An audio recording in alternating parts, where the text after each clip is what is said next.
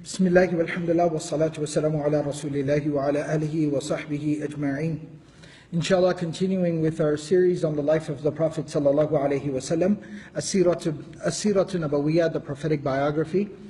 In the last few sessions we've been discussing Ghazwatul Ahzab, also known as Ghazwatul Khandaq, which translates as the Battle of the Trench, or the battle against the Allied armies. And again, I'm not going to rehash all the details, but just as a quick reference point, this occurred towards the end of the 5th year of Hijrah, the 5th year of the Prophet ﷺ's residence in the city of Medina. And the background of the situation or the event was that Huyay bin Akhtab, who was one of the leaders of Banu Nadir, this was a tribe, a Jewish tribe that resided outside of Medina that ended up violating the constitution of Medina. They actually attempted to assassinate the Prophet ﷺ. And due to the violation of the constitution of Medina, per the terms of the constitution and the treaty, they were exiled from that region. They went and they took up residence at the place of Khaybar, where there were other Jewish tribes, and then from there he basically conspired and he put together the plan, and he recruited the Quraysh along with the people of Ghatfan, and they created an allied army of nearly 10,000 strong and launched an assault, an offensive against the city of Medina. The Prophet of Allah ﷺ, after consultation with his companions on how to go about in protecting the city of Medina, because the numbers were too overwhelming for them to go outside and face them openly in the battlefield, in an effort to preserve as much life as possible, the Prophet ﷺ accepted the suggestion of Salman al-Farisi radiallahu ta'ala anhu and dug a trench around the city of Medina. Part of the city of Medina was protected by the mountains, and they posted, archers and guards on those spots. And then for the rest of the city of Medina, they dug a wide trench that basically served as an obstruction from the army invading the city of Medina. And as we talked about, they then laid siege to the city of Medina for about 20 days. They camped out outside of the trench for about 20 days. They continuously kept trying to attack during that time. They kept a barrage and an assault of arrows coming from across the trench. A couple of times, a couple of misguided individuals actually tried to go through the trench and come out on the other side and maybe try to break some of the ranks of the Muslims, but they were dealt with by the Muslims, and they were dispersed and taken care of at that time. And so this situation and these sequence of events continue to unfold. Now, what we're going to talk about today, in today's session, when talking about this particular incident, is we're going to talk about how did this battle eventually come to a close? How did it end? And a couple of things that will help to understand the circumstances. We've talked about this lasted for more than 20 days. So you can imagine that it was very difficult and very stressful. All right, to have a large enemy, a very overwhelming enemy camped right outside of your gates for over 20 days while you are sitting there waiting, praying and hoping and making every effort possible so that they do not end up crossing over, they don't end up spilling into the city and then wreaking havoc upon all the inhabitants of the city. So it was a very stressful time. Now factor in a second, take into consideration a second factor. The second factor is that it was very, very cold. This particular incident took place during the winter time, and it was not only just winter time, but it was one of the most bitter winters that was ever experienced by the people in that area, to the point where it was very remarkable. Even the Muslims and non-Muslims alike all noted the fact that this was probably the harshest winter that they had seen in their lifetimes. And the third thing that I want you to take into consideration is that the Muslims were still very much in a stage, the community was in a stage of infancy, was still very, very young. And so they still had a lot of things that they were figuring out. There were a lot of needs that were still to be met of the community, and the community was still under a lot of economic and financial duress. So because of that, they didn't have a lot of finances, they didn't have a lot of resources. And so that created two challenges. Number one, it is already a harsh winter, so they could not afford, they did not have sufficient covering and garments and clothing to shield them from the cold in the winter. So they're all out there shivering and shaking, barely clothed. Right? Some Sahaba were to the point of poverty, where typically a very common dress at that time for the people of that area, and this is how the Prophet ﷺ used to frequently dress as well, is that they would have an izar and a rida. What that means is that they would have a lower garment and an upper garment. Think of how men dress in the ihram when they go for Hajj or Umrah. Very similar to that. They would have a lower garment that they would tie around their waist to cover their body, and then they would have an upper garment that they would kind of wear like a shawl around their shoulders. And that was very, very common, and that was the typical type of dress that most people had, and they were sheets, thin little worn out old sheets.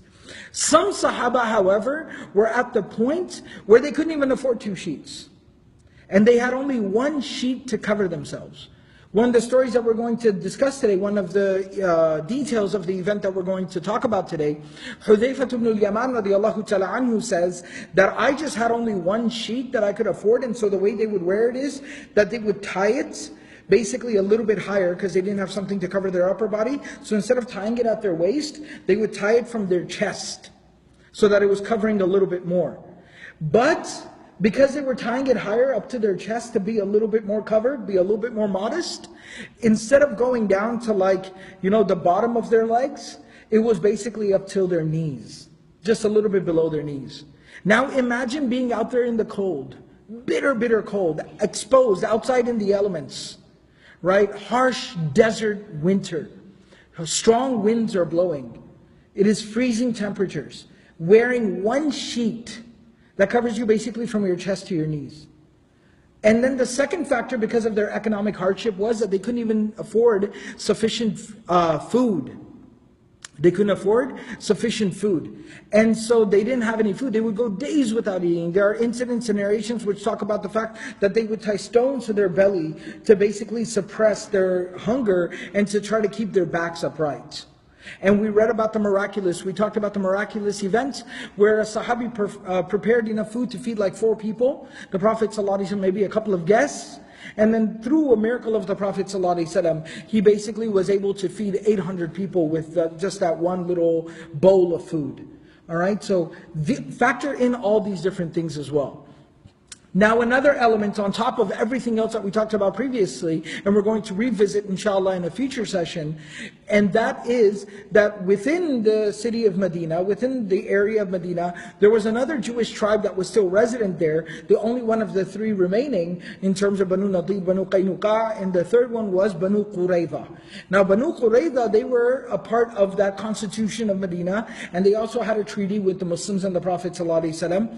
And so far, they had, I wouldn't say they had necessarily abided by the terms of the treaty, because they didn't come to the defense of the Muslims, they didn't help or aid the Muslims in this situation, but they had not outright violated the treaty either until Huyay bin Akhtab, the one who was the architect of this entire plan against Medina, he went there, recruited Banu Qurayza, was able to get them to tear up the agreement, to openly proclaim the end of the constitution. They violated the agreement publicly and openly, and they also turned against the Muslims. So now think about the extra stress and tension and worry and concern that adds to the Prophet ﷺ and the Muslims, that now there's an enemy within our boundaries, within our area, that could attack us at any moment. And we already talked about how a couple of them actually did try to attack the men and the women who were fortified, who were being kept within one compound,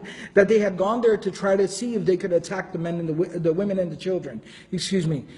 So all of these things combined together, they were dealing with so much.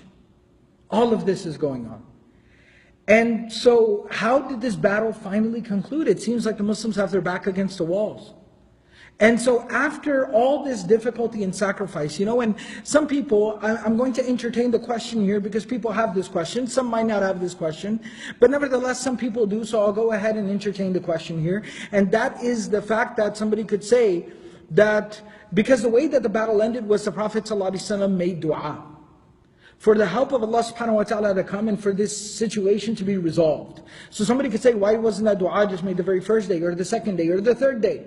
Why on the 20-something day? Right? Why 20-something days later? Well, because Allah subhanahu wa ta'ala says in the Quran, أَحَسِبَ النَّاسُ أَن يُتْرَكُوا أَن يَقُولُوا آمَنَّا وَهُمْ لَا يُفْتَنُونَ? That have people really assumed, do people really assume that they can say, that they will be left to say, we believe, and then that they won't be tested? Right? لِيَعْلَمَ اللَّهُ الَّذِينَ آمَنُوا مِنْكُمْ وَلِيَعْلَمَ الصَّادِقِينَ, so that Allah subhanahu wa ta'ala knows who believes and Allah knows who is truthful.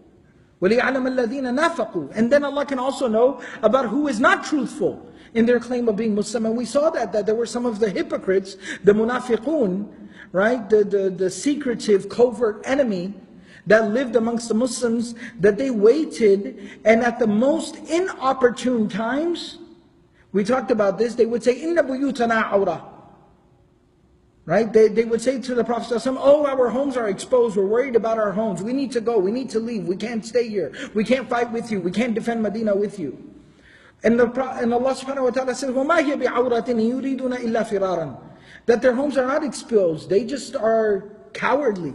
And they just want to run away and leave you high and dry. So yes, a lot of difficulty and adversity was endured, and this was part of the divine plan, part of Allah subhanahu wa ta'ala. This is a part of what we call from the Quranic perspective, the sunnah of Allah. وَلَن تَجِدَ لِسُنَّةِ اللَّهِ تَبْدِيلًا. Allah tests people, and He tests their resolve. And this is an opportunity for people to shine, and for people to be able to prove their worth. Or it's similarly sometimes a very tragic moment where people, they expose themselves, and their lack of resolve, and their lack of belief. So that's why this event continued for as long as it did. So finally, as the books of history and the books of Seerah mention, Imam Ahmad rahimahullah ta'ala relates on the authority of Abu Sa'id al-Khudri radiallahu ta'ala anhu. He says, قُلْنَا يَوْمَ الْخَنْدَقِ, we said to the Prophet ﷺ on the day, while the battle of the trench was going on, Ya Rasulullah, هَلْ مِنْ شَيْءٍ نَقُولُهُ, is there anything that we can say? And what that means, is there a dua that we can make? Is there something that would be appropriate for us to ask Allah subhanahu wa ta'ala at this moment? فَقَدْ بَلَغَتِ الْقُلُوبُ الْحَنَاجِرِ, that we are under such duress and stress and difficulty that it feels like our hearts are going to come out of our throats. Our hearts have gotten stuck in our throats. Like we can't breathe, we can't sleep. It's too much to bear. And the Prophet ﷺ said, Na'am. He said, yes. Allahumma astur awratina wa amin rawa'atina. That he said, make the dua that, oh Allah, protect our homes and grant our families and us safety and security. Allahumma astur awratina wa amin rawa'atina. And then he goes on to say, فَضَرَبَ اللَّهُ وُجُوهَ أَعْدَائِهِ بِالرِّيحِ فَهَزَمَهُمُ اللَّهُ بِالرِّيحِ. That Allah subhanahu wa ta'ala obliterated the enemy with the wind. And Allah subhanahu wa ta'ala defeated them by means of the wind. In another narration, Imam Ahmad also relates this from Jabir bin Abdullah radiallahu ta'ala anhu, and the Nabi sallallahu alayhi wa sallam ata masjid al-ahzab, that the Prophet sallallahu alayhi wa sallam came to the place. So it's no longer really visible today, but if you visit the city of Medina, the city of the Prophet ﷺ, there is a masjid that is constructed, that is built at the place where the battle of the trench occurred, where the trench was dug. There's a big grand masjid that is built there now. But if you had the opportunity to visit back in the day, and even now you can see some of the remnants of it, that there are different little spots where there were stations of prayer that were established, because they had to keep guard over the trench at all times. They couldn't just leave it. So they had different prayer stations, right? They had 7 different places where prayer would be established, and little prayer stations. And so the Prophet ﷺ came to one of those places where they were praying during the battle of the trench for 20-something days. فَوَضَعَ رِدَاءَهُ, the Prophet ﷺ, the shawl that he was wearing, he put it down on the ground, and basically uncovering his shoulders, uncovering his chest, as a sign of desperation before Allah subhanahu wa ta'ala. وَرَفَعَ يَدَيْهِ مَدًّا, and the Prophet ﷺ raised his hands all the way up above his head. يَدْعُو عَلَيْهِمْ وَلَمْ يُصَلِّ, that the Prophet ﷺ was asking Allah subhanahu wa ta'ala for help against the enemy, and he didn't pray at that time, he just came and he made dua. ثُمَّ جَاءَ, then he came back a little while later, وَدَعَى عَلَيْهِمْ, and he again made dua for help against the enemy, وَصَلَّى, and then he prayed. And then in Bukhari and Muslim, Abdullah bin Abi Awfa radiallahu ta'ala anhu says, دَعَى رَسُولُ اللَّهِ صَلَّى اللَّهُ عَلَيْهِ وسلم عَلَى الْأَحْزَابِ. The Prophet ﷺ made dua for help against the enemy, and he narrates the dua the Prophet ﷺ made. He said, Allahumma munzil al-kitab, sari' al-hisab, ihzim al-ahzaba, Allahumma ahzimhum wa zalzilhum. That, and in another narration, he said, Allahumma ahzimhum wa ansurna alayhim. That the Prophet ﷺ said, Oh Allah, you are the one who reveals the book, the Quran, and you are the one who swiftly deals with matters. Defeat the enemy for us and shake them to their core. In another narration, he said, Oh Allah, defeat them and help us against them. And Abu Hurairah radiallahu ta'ala anhu, in the narration of Bukhari, he says, the Prophet ﷺ used to say, La ilaha illallah wahdah, a'azza jundah, wa nasara abdah, wa ghalaba al-ahzaba wahdah, fala shay'a ba'dah. That the Prophet ﷺ continued to say, there is no one worthy of worship except for Allah alone. He strengthened his army, and he helped his slave, referring to himself. And we learned some of the etiquette of dua, that these are words being spoken from the heart. We see the Prophet ﷺ stretching his arms out before Allah subhanahu wa ta'ala. The dua is made from the heart, and you communicate, you pour your heart out to Allah subhanahu wa ta'ala, and you show humility before Allah subhanahu wa ta'ala. He refers to himself, yes, he is the messenger of Allah and the prophet of Allah and the beloved of Allah, but he refers to himself as a slave of Allah. وَنَصَرَ عَبْدًا وَغَلَبَ الْأَحْزَابَ وَحْدًا. And Allah alone defeated the allied armies. He doesn't take any credit for it. He says, Oh Allah, you take care of them. فَلَا شَيْءَ بَعْدَ. And there is nothing after Allah subhanahu wa ta'ala. That everything ends and everything concludes with Allah. And so the Ibn Ishaq and other scholars of the Seerah, they narrate exactly one of the major things that played into the conclusion of this battle. And that is that after talking about وَأَقَامَ رَسُولُ اللَّهِ صَلَّى اللَّهُ عَلَيْهِ وَأَصْحَابُهُ فِي مَا وَصَفَ اللَّهُ مِنَ الْخَوْفِ وَالشِّدَّةِ, that if you read Surah Al-Ahzab, Surah number 33, which we're going to go through that section of it inshallah in the next session, that after you read everything that the Prophet ﷺ and his companions were going through in terms of difficulty and being overwhelmed and having the enemy encroaching upon them, لِتَظَاهُرِ عَدُوِّهِمْ عَلَيْهِمْ وَإِتْيَانِهِمْ إِيَّاهُمْ مِنْ فَوْقِهِمْ وَمِنْ أَسْفَلَ مِنْهُمْ. That they were coming from in front of them and there was an enemy coming from the back of them, which was the Banu Qurayza. At that time, a man by the name of Nu'aym ibn Mas'ud radiallahu ta'ala anhu, who was from Ghatfan, he came to the Prophet ﷺ and he said, Ya Rasulullah, inni qad aslamtu. He was from Ghatfan. He was part of the tribe that was a member of this allied army against the Muslims and against Medina. He says, I am from Ghatfan, I have become Muslim, وَلَمْ يَعْلَمْ وَإِنَّ قَوْمِي لَمْ يَعْلَمُوا بِإِسْلَامِي. But my people do not know that I am Muslim yet. I came with my people, but I am a Muslim, but my people don't know that I'm Muslim. فَمُنِّي بِمَا شِئْتَ. So tell me, is there anything I can do in this situation? Is there any way I can assist? So the Prophet ﷺ said, إِنَّمَا أَنْتَ فِينَا رَجُلٌ وَاحِدٌ. He said, the Prophet ﷺ said, amongst all of us, you are in a very unique position. We have a very unique strategic advantage with you. And he said, فَخَذِّلْ عَنَّا إِنِ اسْتَطَعْتَ فَإِنَّ الْحَرْبَ خَدَعَ. The Prophet ﷺ said, I need you to conduct some covert activity, some strategic activity on our behalf, because war is deception. War is strategy, right? War is strategy, so you are in a very unique position and you can serve a very strategic purpose for us. So what is that? He said, okay. So the Prophet ﷺ said that, try to come up with some strategy. So Nu'aym bin Mas'ud, he came up with a plan. And again, this serves the benefit of, yes, war is strategy, but the Prophet ﷺ didn't suggest any type of thing. He just said, look, try to do what you can, because war is strategy. So he said, all right. He went out and he came up with a plan. He went to Banu Qurayza, the Jewish tribe. وَكَانَ لَهُمْ نَدِيمًا فِي الْجَاهِلِيَّةِ. He used to regularly visit the tribe of Banu Qurayza, and he had a lot of old friends in Banu Qurayza, and the word Nadim that he's described as would specifically use in that context for he had a couple of old drinking buddies in Banu Qurayza. Like he used to party with them, drink with them, like wine, alcohol, before Islam, fil jahiliyyah. So he went to go visit a couple of them and got some time with a couple of their leaders, and he said, Ya Bani Qurayza, قَدْ عَرَفْتُمْ وُدِّي إِيَاكُمْ وَخَاصَةَ مَا بَيْنِي وَبَيْنَكُمْ. He said, we're old friends, we're old buddies, we have an old relationship. And they said, Sadaq, absolutely, لَسْتَ عِنْدَنَا بِمُتَّهَمٍ. We trust you. So he said, إِنَّ قُرَيْشٍ وَغَطْفَانَ لَيْسُوا كَأَنْتُمْ. He said, listen, your partners in this whole situation, Quraysh from Makkah and Ghatfan, they're not in the position that you are in. Why? الْبَلَدُ بَلَدُكُمْ. You live here. They don't live here. فِيهِ أَمْوَالُكُمْ وَأَبْنَاؤُكُمْ وَنِسَاؤُكُمْ. Your homes are here, your families are here. لَا تَقْدِرُونَ عَلَىٰ أَن تَتَحَوَّلُوا مِنْهُ إِلَىٰ غَيْرِهِ.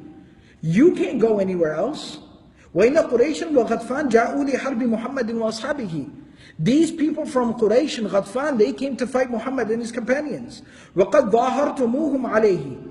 And you also joined up with them against Muhammad sallallahu alaihi wasallam. وَبَلَدُهُمْ وَنِسَاؤُهُمْ وَمَالُهُمْ بِغَيْرِهِ. But they can go back home. This is your home.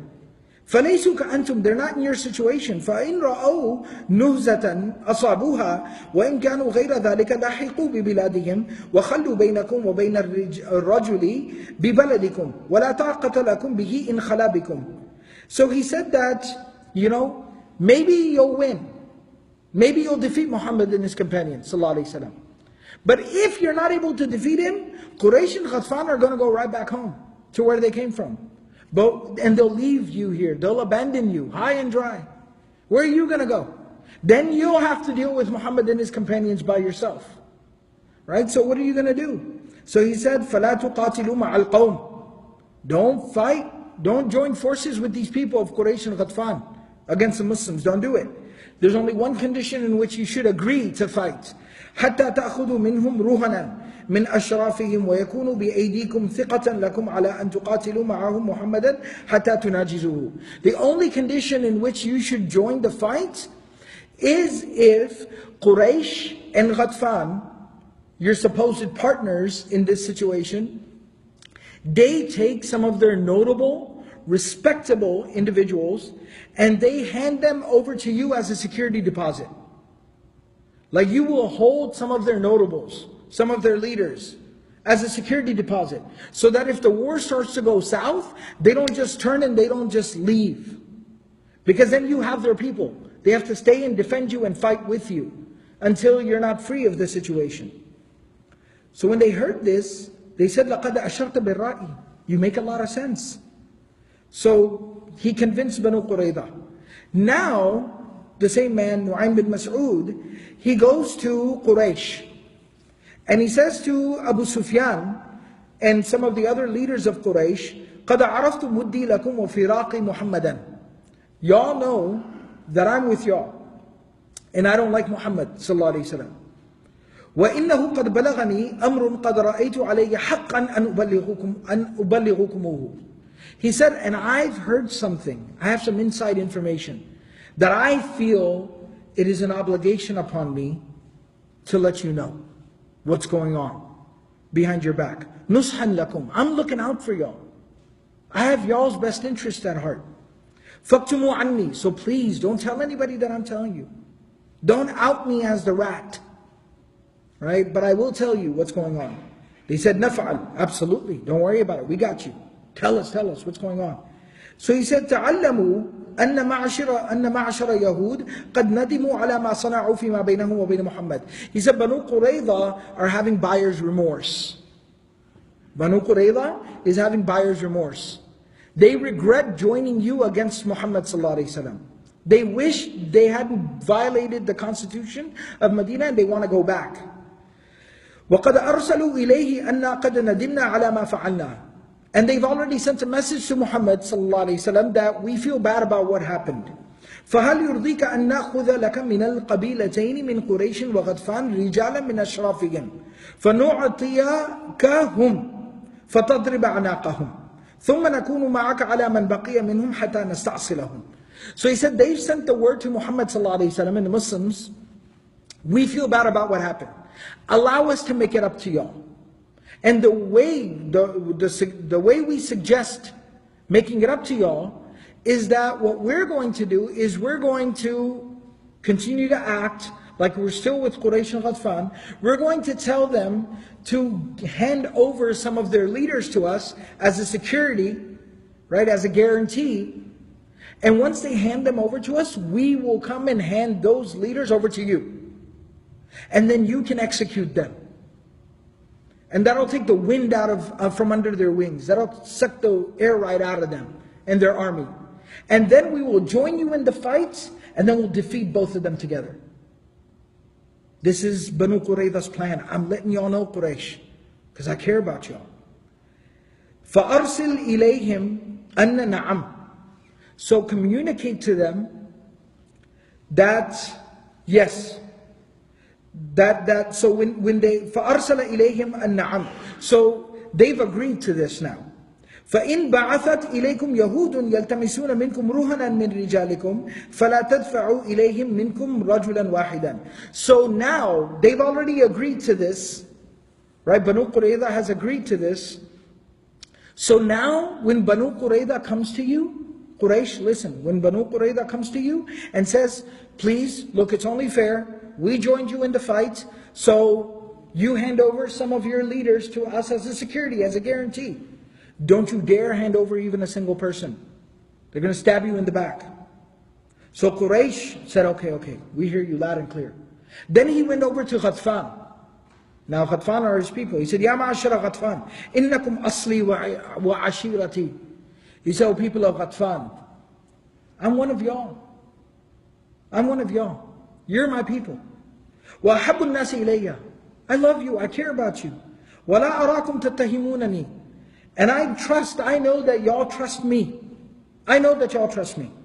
They said, Sadaqt, ma anta indana bimuttaham. They said, of course. We would never doubt you. So he said, okay, faktumu anni. I'm going to tell you something, but you can't tell anybody that I told you. They said, naf'al, absolutely. ثم قال لهم مثل ما قال لقريش. Then he told them the same thing that he told Quraysh. Look, Banu Qurayza, they're doing this, they're doing that, and they're going to come and ask for some of your people. Don't you hand them over because this is part of their ploy, part of their plan.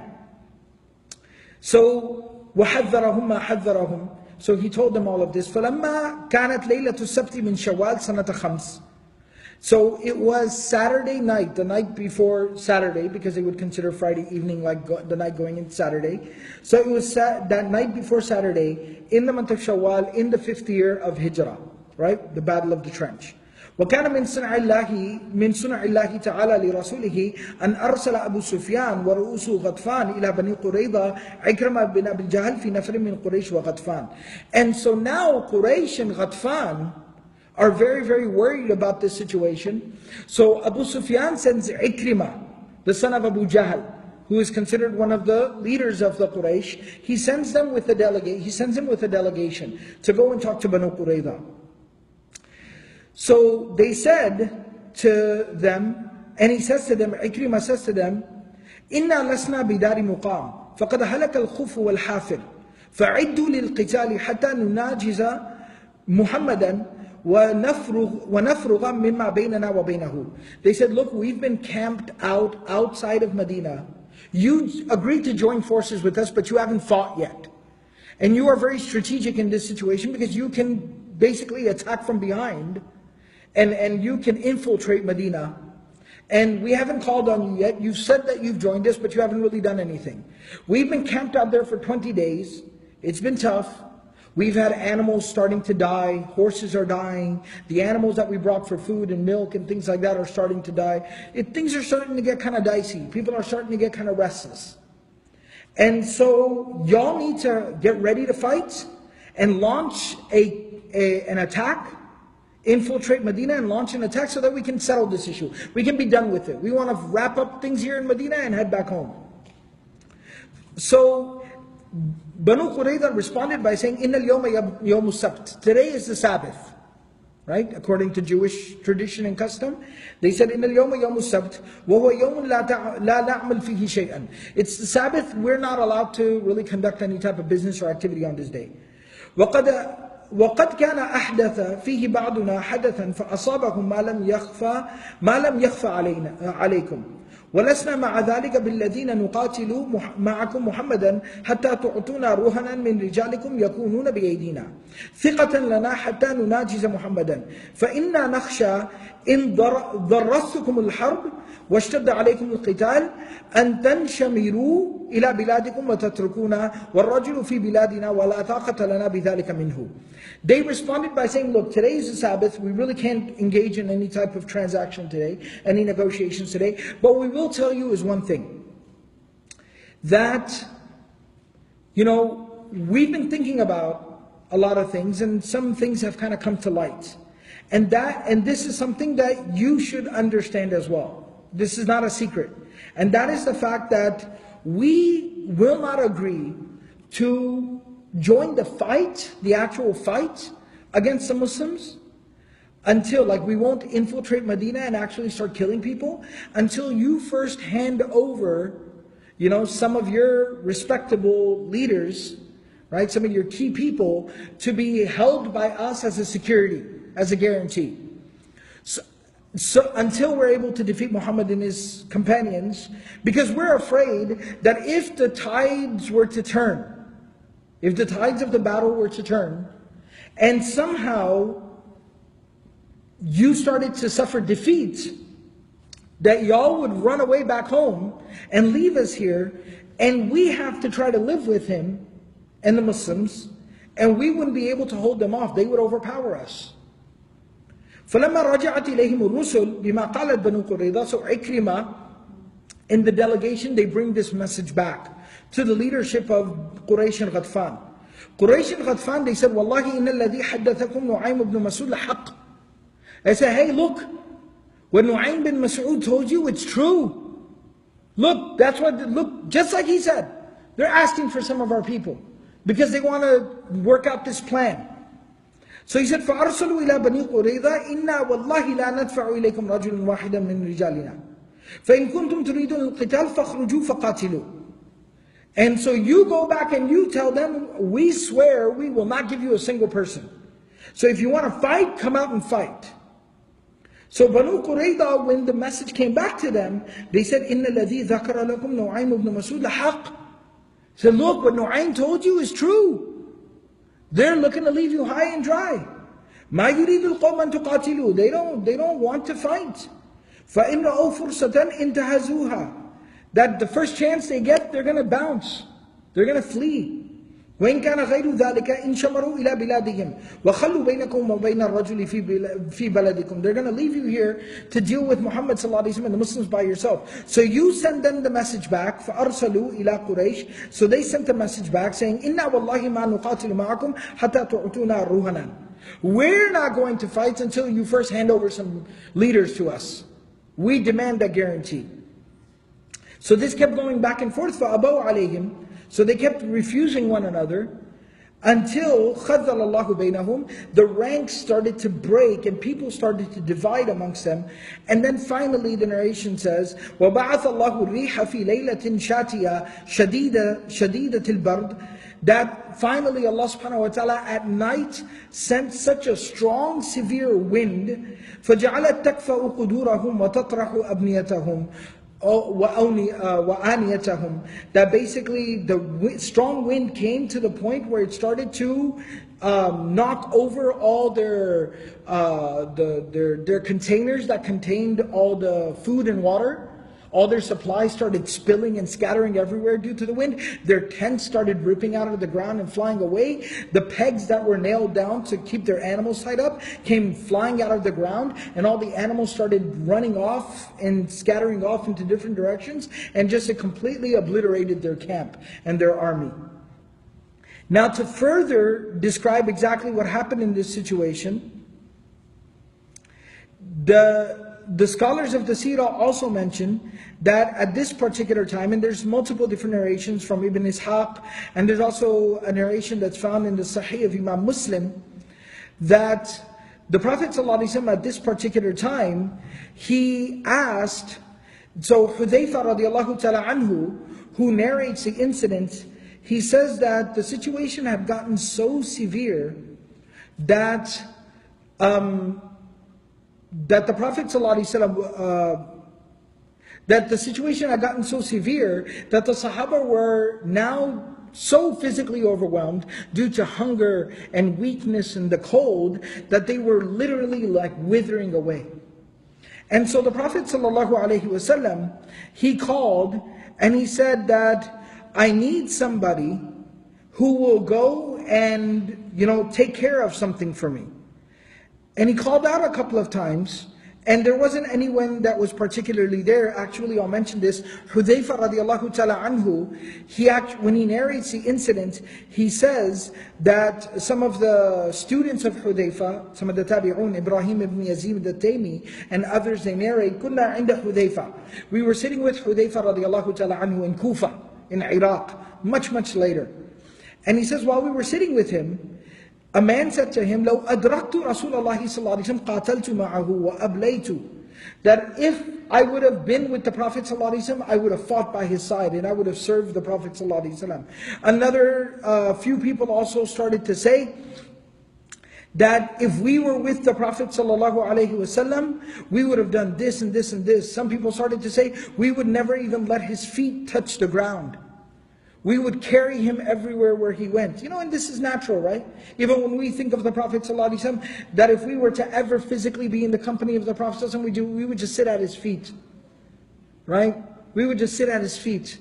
We would be at his beck and call. We would just, hang on every single word. And so they were talking like this. And Hudayfa radiallahu ta'ala anhu, not doubting their love for the Prophet ﷺ, but at the same time, Hudayfa radiallahu ta'ala anhu knows, much like how we would be, saying things like that.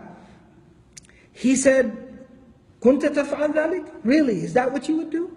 Oh, really? Tell me what else you would do. Tell me. Right? And then finally he told them, لَا تَمَنَّوْا ذَلِكَ. Don't wish to be there in that situation.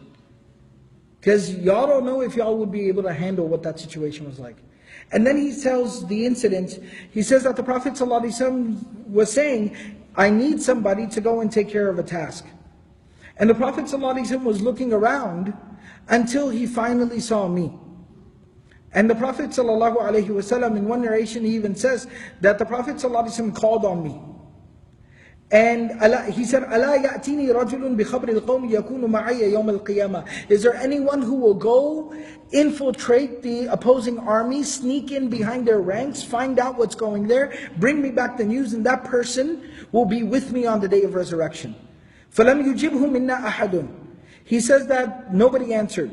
ثُمَّ الثَّانِيَةَ ثُمَّ الثَّالِثَةَ مِثْلَهُ. Then the second time and the third time the Prophet ﷺ called out. Finally the Prophet ﷺ, he said, Ya Hudayfa.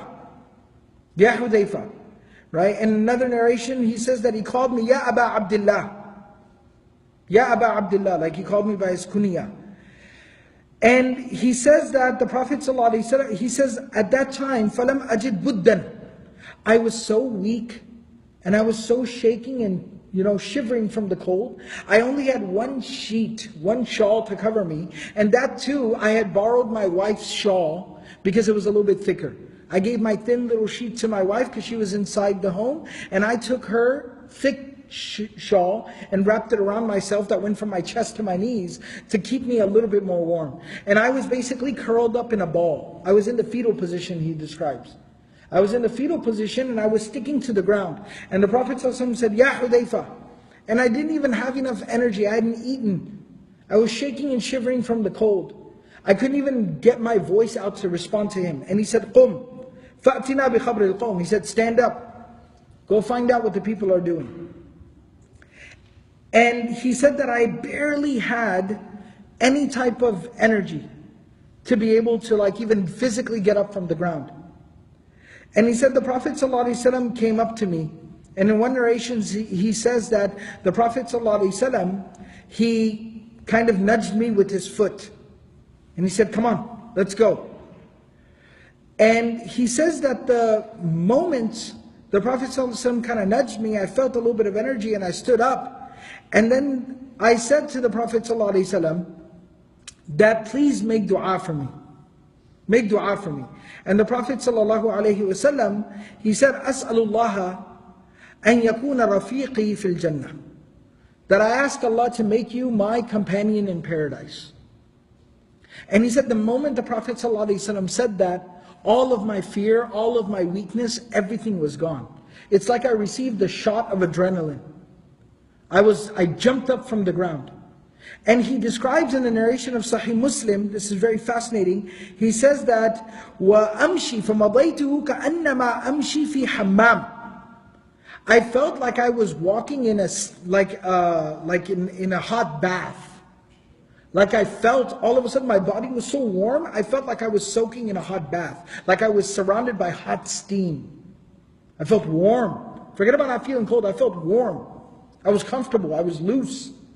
And then the Prophet ﷺ gave me some instruction. The Prophet ﷺ said, لا تحدث شيئا حتى تأتيني. He said, اذهب فأتني بخبر القوم. Go and find out what's going on in the army. And do not do anything. Don't do anything. Don't make any judgment call on your own part. Come back and tell me what's going on. And in another narration, he also went on to mention that he specifically told him, لا تذعرهم علي. لا تذعرهم علي. Do not do something that will cause them to launch an offensive or an attack. Don't do anything rash.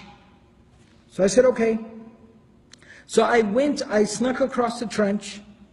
I got into the enemy ranks. I went there until I saw some of the people gathered up. There was a fire that was burning, and I saw a man.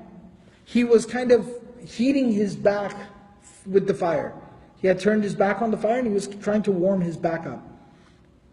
And he says that Hudayfa radiallahu ta'ala anhu was from Medina. So he said, I had never seen Abu Sufyan before. But then I saw that everyone was gathered up around him. So I recognized that this seems to be the leader of the people.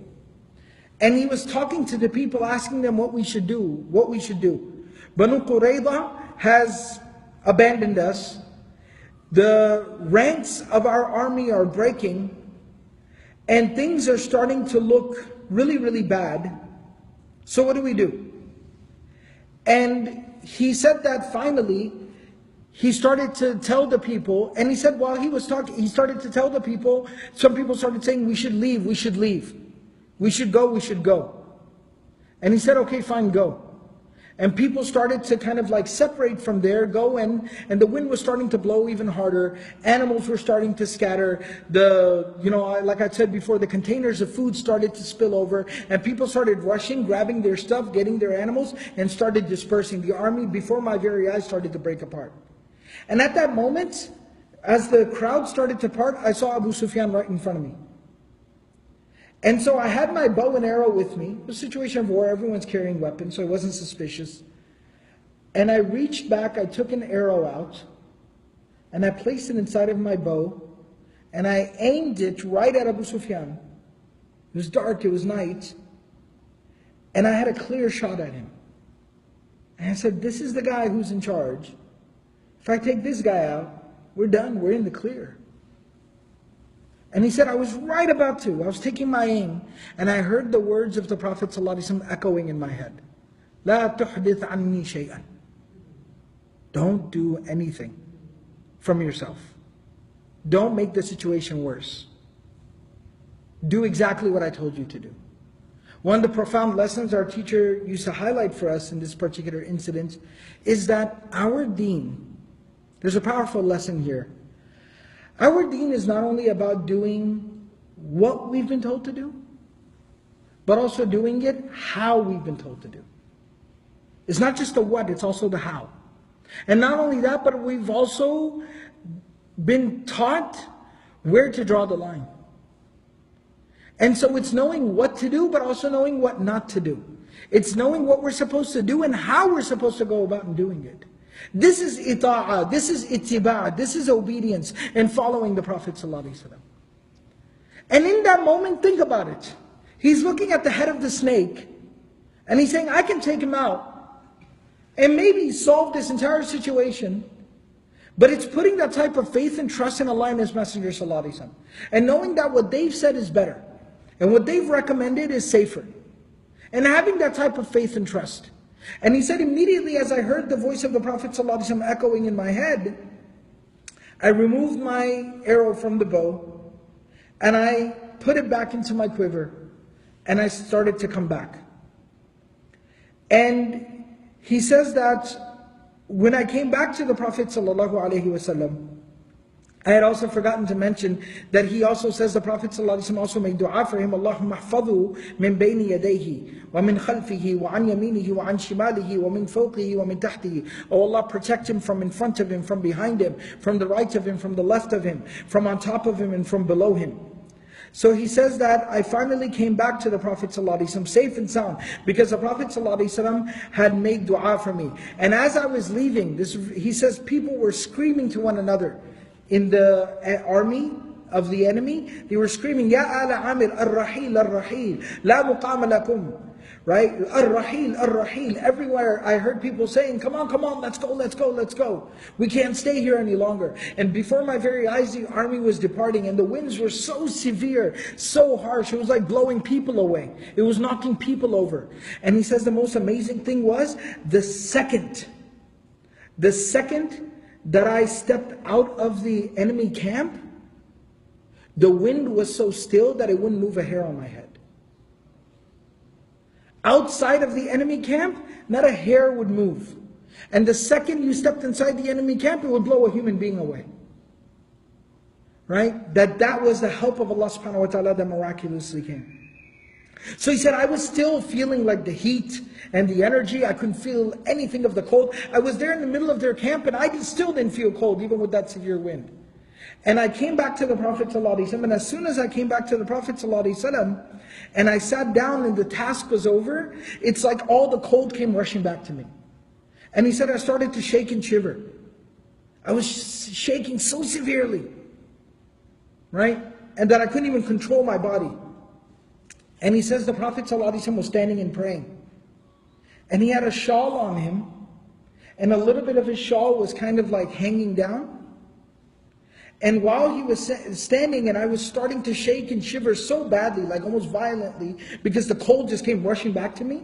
Like you imagine, freezing temperatures outside, and you go out with like an undershirt on or something like that, and the cold just hits you and you start to shake and shiver, you can't even control your body. It was almost like violent. Right? So I started experiencing that, and the Prophet ﷺ was standing and praying, and his shawl was hanging. The Prophet ﷺ, with his hand, he gestured towards me. He just kind of gestured me at his hand.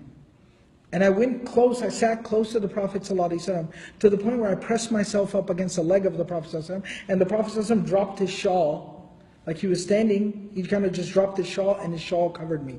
And I laid there, hugging the leg of the Prophet ﷺ while he prayed. And immediately the cold was gone from me. I was comforted by the touch of the Prophet ﷺ.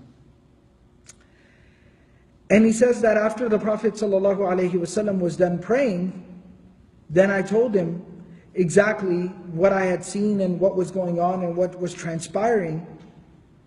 He says that I came and I laid down and I clinged to the Prophet ﷺ until he finished praying. And when he finished praying, I told him what I had seen, and that the whole army is dispersed and the help from Allah came, and this terrible wind just came and just obliterated their camp and destroyed their army, and they're all packing their bags, and most of them left. I saw most of them leaving. And the Prophet ﷺ said, Alhamdulillah, that's the help from Allah. And then the Prophet ﷺ, it was nighttime, so it was his qiyam time. So the Prophet ﷺ continued to sit there and continued to pray. And the Prophet ﷺ didn't tell me to move, so I said, I'm not going to move. So he said that I continued to lay there next to touching the leg of the Prophet ﷺ with his shawl kind of like covering me, and I fell asleep. And I kept on sleeping. I just slept there for the whatever time was left of the night, an hour or two that was left in the night. I just laid there sleeping, curled up in a ball next to the Prophet ﷺ, covered by his shawl, until it was time for Fajr. And he says that فَلَمَّا أَصْبَحْتُ, finally when it was Fajr time and the adhan was called and it was time to go pray, the Prophet ﷺ kind of nudged me and he said, قُمْ يَا نَوْمَانِ. He said, wake up sleepyhead. Wake up sleepyhead. Enough, that's enough sleep. Let's go pray Fajr. And he said, then I went and I prayed Fajr with the Prophet ﷺ, and that's how the battle of the trench was concluded. And Allah subhanahu wa ta'ala says, and we're going to go through Surah Al-Ahzab, Surah number 33, properly, and you'll see all these events unfolding. But Allah says, Ya ayyuhalladhina amanu, O you who believe, udhkuru ni'matallahi alaykum. That recall, remember, remind yourself, recollect, remind one another of the blessings of Allah upon you. إِذْ جَاءَتْكُمْ جُنُودٌ, when the armies all gathered together and came against you, فَأَرْسَلْنَا عَلَيْهِمْ رِيحًا, but we unleashed the wind upon them. وَجُنُودًا لَمْ تَرَوْهَا, and we released an army upon them that you can't even see. The invisible wind. We unleashed the army of the invisible wind upon them. وَكَانَ اللَّهُ بِمَا تَعْمَلُونَ بَصِيرًا. Allah was watching over you the entire time. Allah had your back, and Allah was watching over you. And Allah subhanahu wa ta'ala, He said, وَكَفَى اللَّهُ الْمُؤْمِنِينَ الْقِتَالِ, that Allah subhanahu wa ta'ala made it so that the believers did not have to end up fighting them.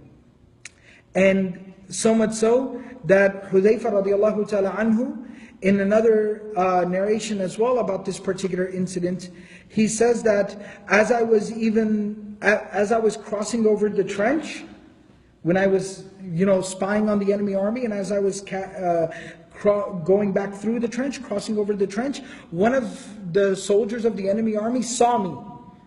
And he saw me going through the trench and the Muslims allowing me to come over. He recognized I was one of them, and he said, أَخْبِرْ صَاحِبَكَ أَنَّ اللَّهَ قَدْ كَفَاهُ.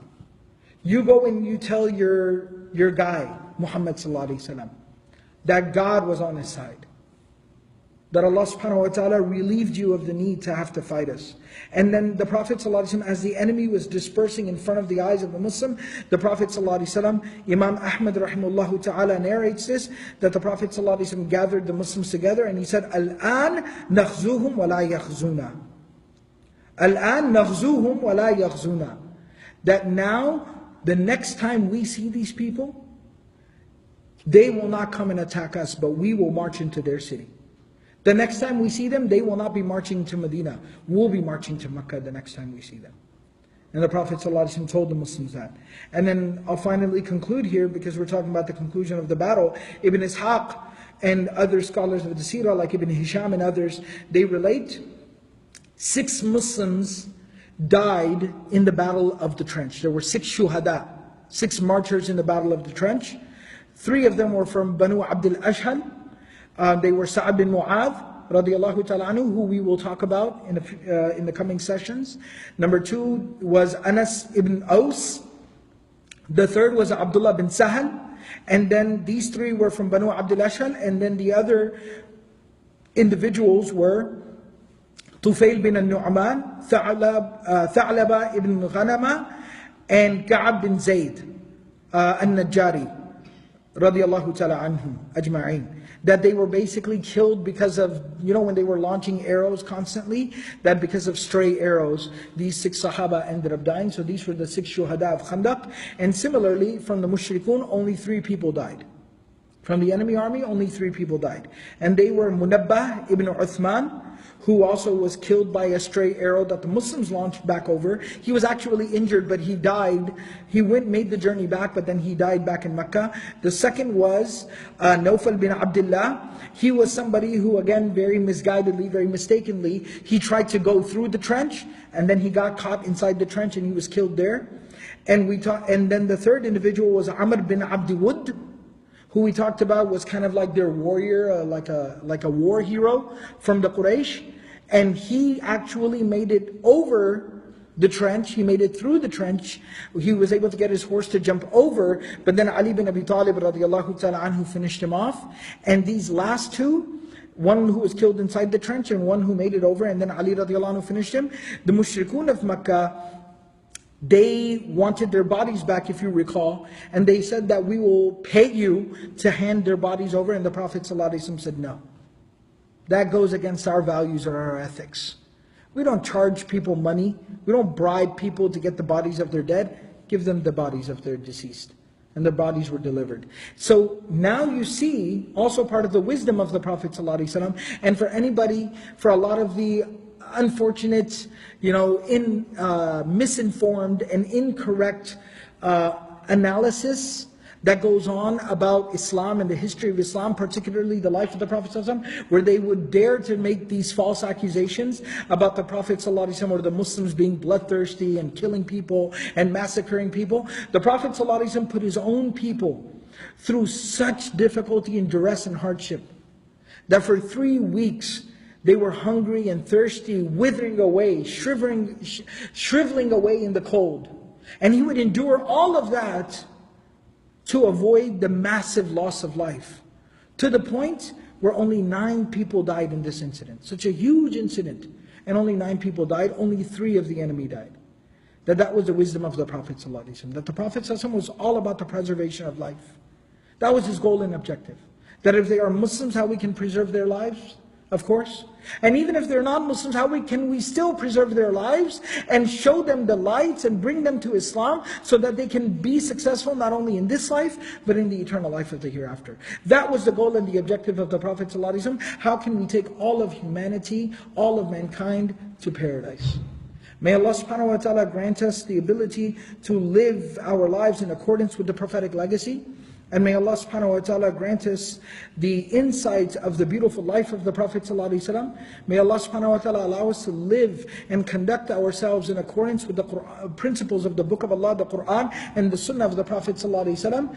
And may Allah subhanahu wa ta'ala grant us the ability to practice everything that we've said and heard. Subhanallah wa bihamdihi, subhanakallah wa bihamdik, nashhadu wa la ilaha illa anta, nastaghfiruka wa natubu ilayk. I know that we're kind of like covering the end of the incident. If anybody would like to study the beginning of the incident and maybe isn't familiar with everything that happened, alhamdulillah, every week we conduct the session here. And so what you're able to do, we record it for the benefit of the general community, brothers and sisters everywhere. So if you go to Qalam's website, qalaminstitute.org, you can there listen to the podcast, download the previous sessions, and inshallah benefit you and your family. May Allah subhanahu wa ta'ala accept. Assalamu alaikum wa rahmatullah.